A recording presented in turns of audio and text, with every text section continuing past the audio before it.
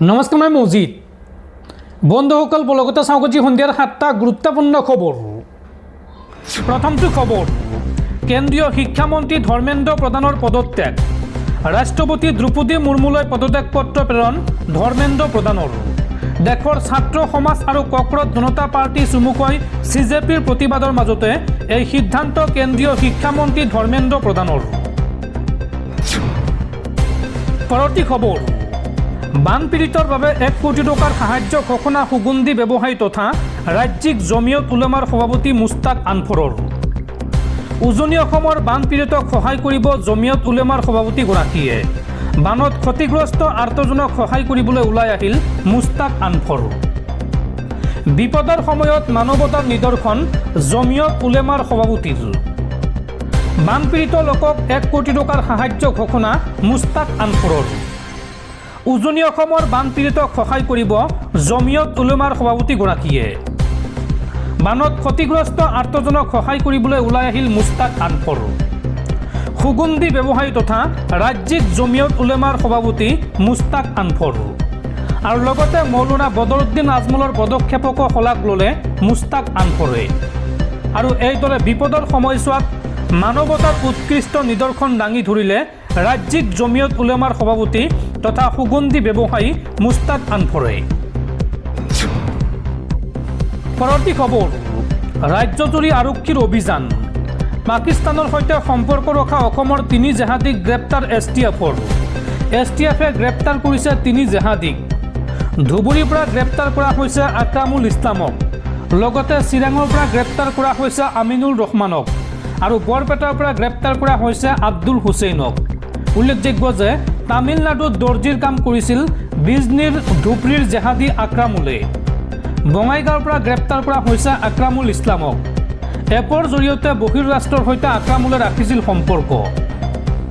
দৰ্শকসকল, আৰু বহুতো গুৰুত্বপূৰ্ণ খবৰ আছে। তাৰ আগতে আপোনাক জনাওঁ যে যদি আপুনি এতিয়ালৈকে এইটো ভিডিঅ'ত লাইক কৰা নাই তেন্তে এতিয়াই ভিডিঅ'টোত লাইক কৰি দিয়ক। আৰু এনেকুৱা ধৰণৰ ভিডিঅ'সমূহ নিতৌ চাবলৈ চেনেলটো ছাবস্ক্ৰাইব কৰি কাষত থকা বেল আইকনটো প্ৰেছ কৰি ৰাখক। পৰৱৰ্তী খবৰ, ৰাজ্যত বানত মৃত্যু হোৱা লোকৰ সংখ্যা 62 জনলৈ বৃদ্ধি। সামাজিক মাধ্যমৰ জৰিয়তে এই কথা জনালে মুখ্যমন্ত্ৰী হিমন্ত বিশ্ব শৰ্মাই।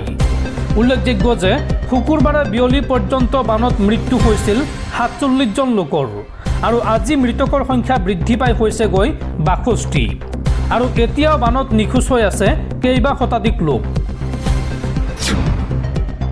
পৰৱৰ্তী খবৰ, কক্ৰজ জনতা পাৰ্টিৰ প্ৰতিবাদৰ পিছতে একশ্যন মোডত কেন্দ্ৰীয় চৰকাৰ। এইবাৰ একেলগে নেশ্যনেল টেষ্টিং এজেঞ্চি চমুকৈ NTAৰ 47 গৰাকী বিষয়াক বৰ্খাস্ত। নতুনকৈ গঠন কৰা হ'ব নেশ্যনেল টেষ্টিং এজেঞ্চি। আৰু একাংশ বিষয়াৰ বিৰুদ্ধে তৰা হ'ব অপৰাধৰ গোচৰ। এই বৰ্খাস্তৰ তালিকা হ'ব দীঘলীয়া। পৰৱৰ্তী খবৰ, উজনি অসমত বন্যাত্মৰ মাজত 2.5 কোটি টকা বিতৰণ কৰিলে মৌলানা বদৰুদ্দিন আজমলে। আজমলে এই সন্দৰ্ভত ক'লে যে এয়া ৰাজনীতিৰ সময় নহয়। উজনি অসমৰ পৰিস্থিতি দেখিলে চকু দি পানী ওলাই আহে। বদৰুদ্দিন আজমলে বান সাহায্য বিতৰণ কৰি আৰু কি ক'লে চাওঁ আহক। উজনিৰ বানত মানুহৰ পৰিস্থিতি দেখি চকুৰ পানী ওলাই আহে। কেমেৰাৰ সন্মুখত চকু পানী মুচিলে বদৰুদ্দিন আজমলে। আজমলে লগতে কয় যে খোৱা পানী নাই, তাত মহিলাৰ টয়লেট নাই।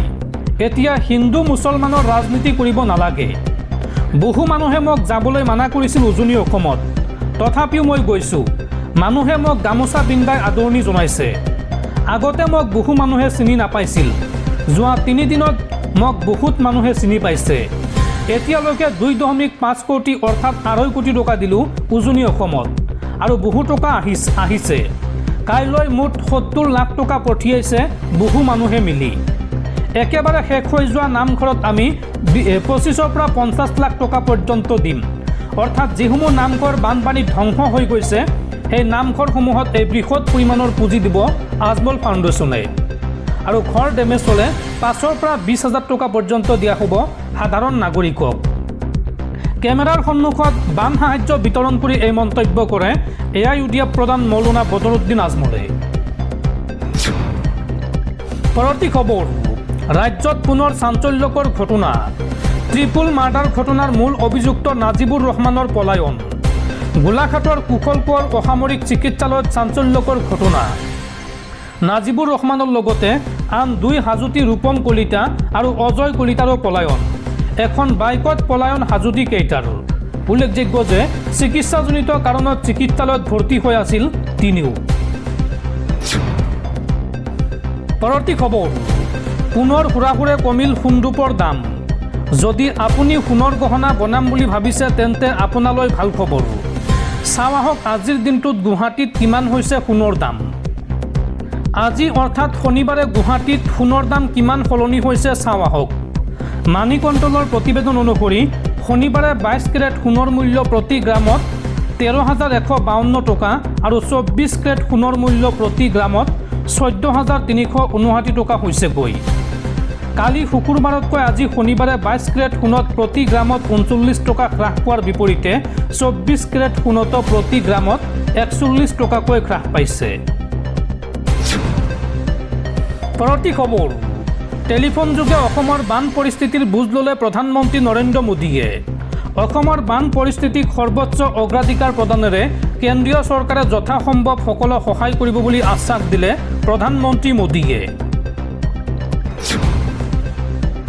পৰৱৰ্তী খবৰ গুৱাহাটীৰ ফাৰিছা চুলতানাই উজনি অসমত দিব 18 লাখ টকাৰ বান সাহায্য আপুনি হয়তো সামাজিক মাধ্যমৰ জৰিয়তে এই খবৰটো পাইছে বা দেখা পাইছে কিন্তু আপুনি জানি আচৰিত হ'ব যে ফাৰিছা চুলতানাৰ এই ফেচবুক একাউণ্টটো ভুৱা অযোধ্যাৰ ডক্টৰ পাৰ্চী যাদৱ অসমত হলকি ফাৰিছা চুলতানা আচলতে ঘটনাটো কি চাবাহক সবিশেষ সামাজিক মাধ্যমত দেখা সকলো বস্তুৱে যে সঁচা নহয় সেই কথা পুনৰ এবাৰ পোহৰলৈ আহিল উজনি অসমৰ বানাক্ৰান্তৰ মাজত 18 লাখ টকা বিলাই দিম বুলি কোৱা ফাৰিছা চুলতানা নামৰ ফেচবুক একাউণ্টটোৰ গৰাকীয়ে আছিল ভুৱা উত্তৰ প্ৰদেশৰ এগৰাকী সমাজকৰ্মী তথা শিক্ষয়িত্ৰীৰ ফটো ব্যৱহাৰ কৰি অসমত ফাৰিছা চুলতানা নামেৰে ফেক একাউণ্ট খুলিছিল দুষ্ট চক্ৰই উত্তৰ প্ৰদেশৰ এই সমাজকৰ্মী তথা শিক্ষয়িত্ৰীগৰাকীৰ নাম ডক্টৰ পাৰ্চী যাদৱ সামাজিক মাধ্যমত খুবেই সক্ৰিয় এইগৰাকী সমাজকৰ্মী চৰকাৰ তথা সমাজৰ ভিন্ন বিষয়ক লৈ সামাজিক মাধ্যমত সৰব হৈ থাকে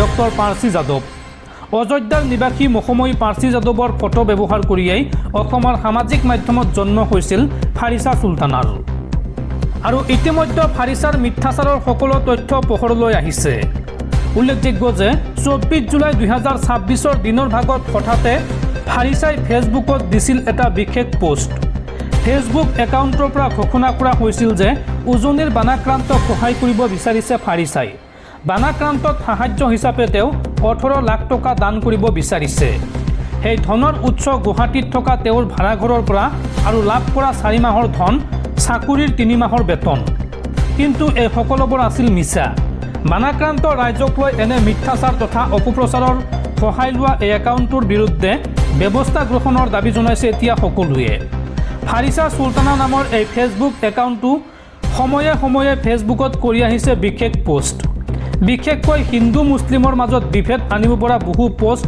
এই একাউণ্টটোৰ পৰা শ্বেয়াৰ হৈ আহিছিল 2025 চনৰ পৰা